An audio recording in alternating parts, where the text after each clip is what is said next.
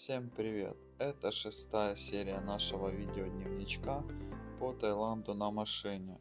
И мы находимся в провинции Хуахин. Тут мы посмотрим самый лучший пляж Хуахина, погуляем по камням, посмотрим на море, сходим на обзорную площадку.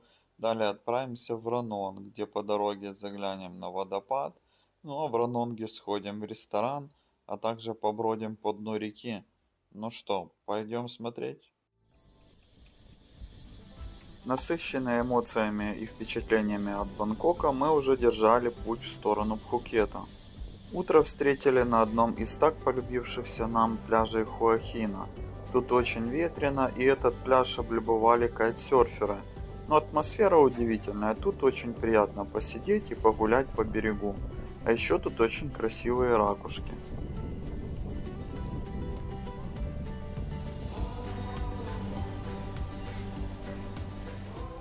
В Хуахине у нас была остановка на один день, и на картах я нашел самый лучший пляж Хуахина. Он находится в 20 километрах от нас, но по отзывам является самым живописным и называется Сай Ной. И мы решили отправиться и посмотреть все своими глазами. На подъезде к пляжу есть бесплатная парковка. У входа на пляж много лотков с уличной едой, напитками, фруктами и мороженым. Далее перед нами открывается немалых размеров пляж. Правда, окультурена только левая половина пляжа. Справа много мусора и пустырь. Купаться тут сложно из-за больших волн, но возможно. Детей лучше держать за руку.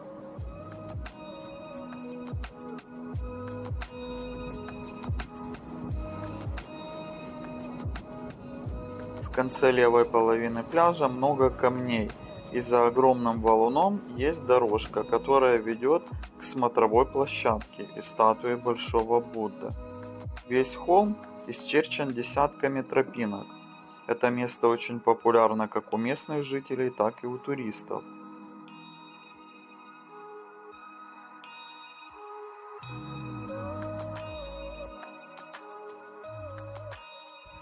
На склонах этой горы можно встретить много запустелых домиков, и это, по моему мнению, либо заброшенный отель или домики для монахов. По ходу маршрута часто меняется и ландшафт. То густые заросли, то высохшая степная трава, то пейзаж похож на какой-то австралийский буш.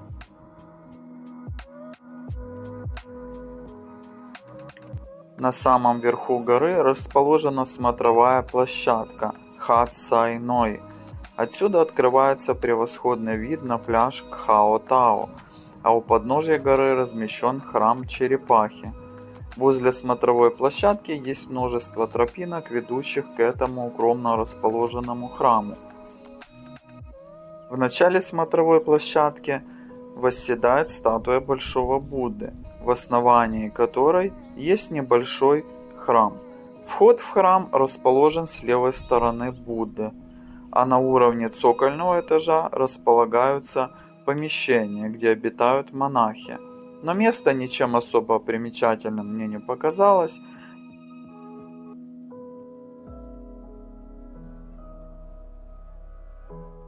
Погуляв немного, мы отправились вниз по склону и вышли на еще одну популярную локацию. Это скальная терраса, у основания которой лежат огромные валуны. Волны с огромной мощью ударяют о камни, отчего в воздухе витает солоноватый привкус. Неземные пейзажи так и манят сюда любителей природы, фотографов и просто случайных прохожих. Море поистине обладает разрушительной силой, и часть камней пришлось укрепить. Те трубки, которые торчат из камней, это специальные отверстия, по которым в полости камня заливали специальный клей, чтобы они не разрушались под действием волн.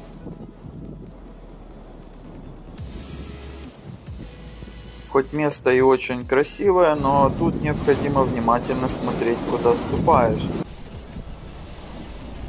так как где влага, там мох и водоросли, и в некоторых местах камни очень скользкие, и одно неверное движение, и вы или ваша техника могут очутиться в море. И ладно, если упадет техника, это материальные траты, но вылезти оттуда самому, да еще и невредимому, это что-то из нереального. Хоть на видео волны не выглядят эпично, но на самом деле они с легкостью могут сбить с ног взрослого человека. Наш замечательный день подошел к концу, и завтра нас ждала дорога на Ранонг. Это второй путь, которым можно вернуться на Пхукет. Для этого в Чумпхоне мы свернули в сторону границы с Мьянмой. Считается, что этот маршрут сложнее, чем ехать через провинцию Суратхани за счет большого количества поворотов, однако является более живописным. Местные поселки очень маленькие и запустелые, и выглядят очень бедно. Лишь ближе к Ранонгу проклевываются признаки цивилизации. Также, учитывая, что это приграничный район, граница Таиланда и Мьянмы проходит по руслу реки Крабури. На блокпостах тут стоят военные и часто с собаками, так что относитесь ответственно к содержимому своих карманов и автомобиля.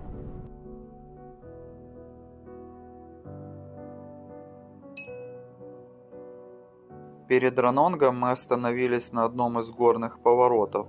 Тут наше внимание привлек водопад. Сейчас у нас начало тропического лета, и большинство водопадов превратились в ручейки, а то и вообще пересохли. Так что надо пользоваться моментом, пока в доступности есть рабочий водопад.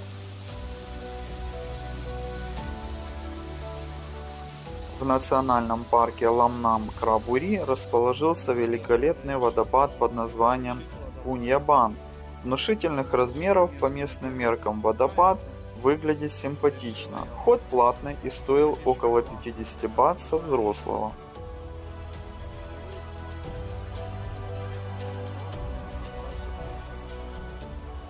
У подножья горы растут огромные многовековые деревья, а у основания водопада есть небольшая лагуна, где можно освежиться в прохладной горной воде.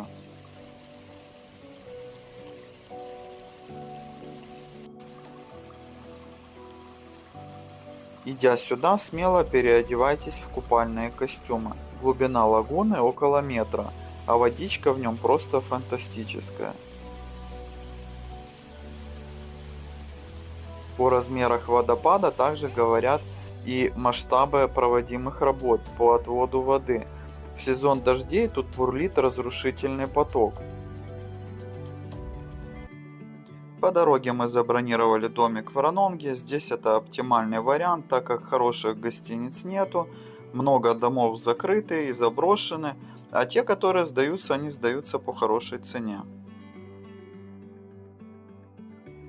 Мы немножко отдохнули после дороги в бассейне, и необходимо было найти где покушать. Поковырявшись в картах, мне удалось найти один из немногих ресторанчик с прекрасным расположением на берегу реки Крабури и с неплохими отзывами.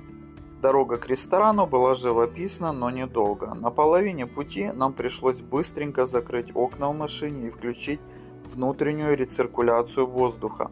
Я не знаю, то ли тут расположен завод по переработке морепродуктов, то ли мусорная свалка, но вонь просто адская. Но проехав злополучное место, картинка не улучшалась, а только ухудшалась. Дело в том, что Ранонг не является туристической меккой, он даже не является просто туристическим местом, потому 70% населения занимается рыбным промыслом, а остальная часть населения занята сельским хозяйством и разного рода торговыми отношениями с Мьянмой. Часто эти отношения имеют незаконный характер, поэтому многие жители этого района живут на пороге или за порогом бедности. Однако посреди этих трущоб расположился ресторан с потрясающим видом. Большинство работников это бирманцы. Пока готовился ужин, мы с сыном решили прогуляться по дну реки Крабури. Дело в том, что уровень воды в реке также зависит от приливов и отливов. Мы попали как раз в период отлива, когда открылась около половины ширины реки. Сама река очень грязная, на берегу очень много пластика и мусора. По реке ходит множество маленьких лодочек. Это очень удобный вид транспорта в этом месте, ведь большинство рыбаков живут в маленьких домиках на сваях у воды, и добраться к ним можно только на лодке. Спрос родил предложение, и теперь тут ходят тысячи лодочек-тук-туков.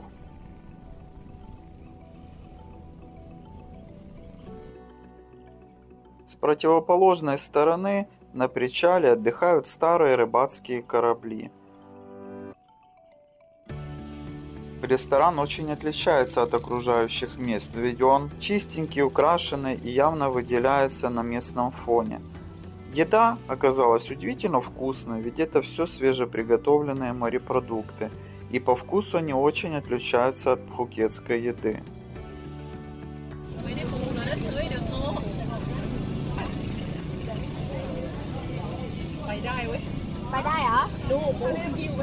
С приходом темноты мы быстренько отправились в наш маленький, но уютный домик. Здесь мы провели еще один прекрасный семейный вечер, а на следующее утро мы отправились в сторону Пхукета.